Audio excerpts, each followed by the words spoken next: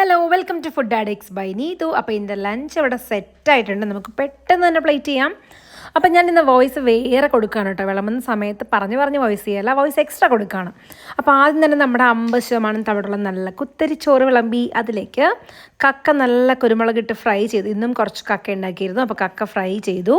പിന്നെ നല്ല ചക്ക കൂട്ടാൻ, ഇത് അമ്മ ഉണ്ടാക്കുന്നതാണ്. കുറച്ച് മധുരമുള്ള ചക്കയായിരുന്നു.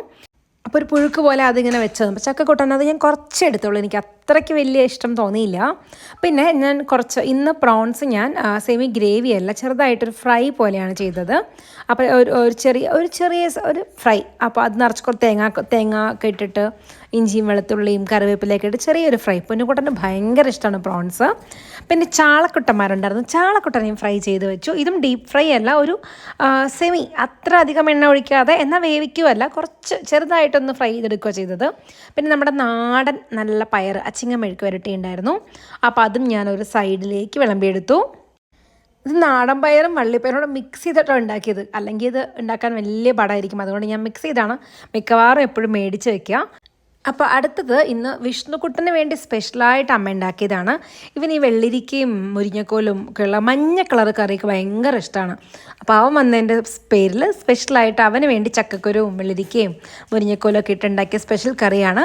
പിന്നെ ഇന്ന് ഞാൻ സാലഡായിട്ട് ചെയ്ത് തൈര് ഒഴിക്കാതെ നാരങ്ങ നീര് വെച്ച് സാലഡ് ഉണ്ടാക്കില്ല, അങ്ങനത്തെ സാലഡാണ് ഇന്ന് ഞാൻ ഉണ്ടാക്കി വെച്ചത്. അപ്പോൾ അതും ഞാനൊരു സൈഡിലേക്ക് എടുത്ത് വെച്ചു.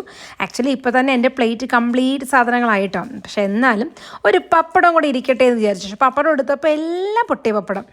രണ്ടാമത് പപ്പടം എടുത്തപ്പോൾ അതും കുറച്ച് കരിഞ്ഞിട്ട് അതും പൊട്ടിയ പപ്പടം. പിന്നെ കരിഞ്ഞ പപ്പടത്തിന് പ്രത്യേക ഒരു ടേസ്റ്റാണെന്ന് പറഞ്ഞ് ഞാൻ തന്നെ ആശ്വസിച്ചിട്ട് ഞാൻ അതും കൂടെ പ്ലേറ്റിൻ്റെ സൈഡിൽ വെച്ചു. അങ്ങനെ എൻ്റെ പ്ലേറ്റ് ഇവിടെ സെറ്റായിട്ടുണ്ട്. ഇതിൽ ചോറ് കണ്ടുപിടിക്കാൻ പറ്റില്ല, അത്രയധികം കറികളായി.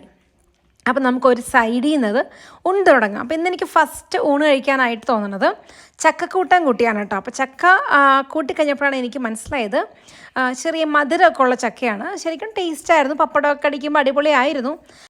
എനിക്ക് പേഴ്സണലി അത്ര മധുരമുള്ളൊരു കറി അത്ര പ്രിയമല്ല കേട്ടോ. മാമ്പഴക്കൂട്ടാൻ മാത്രമേ എനിക്ക് അത്ര അങ്ങനെ മധുരം ഉള്ള കറികളിൽ ഇഷ്ടമുള്ളൂ. അപ്പോൾ എൻ്റെ ഊണ് അടിപൊളിയായിരുന്നു, ഞാൻ കഴിച്ചു തീർക്കട്ടെ. മറ്റൊരു വീഡിയോ ആയിട്ട് പിന്നീട് കാണാം. ബൈ.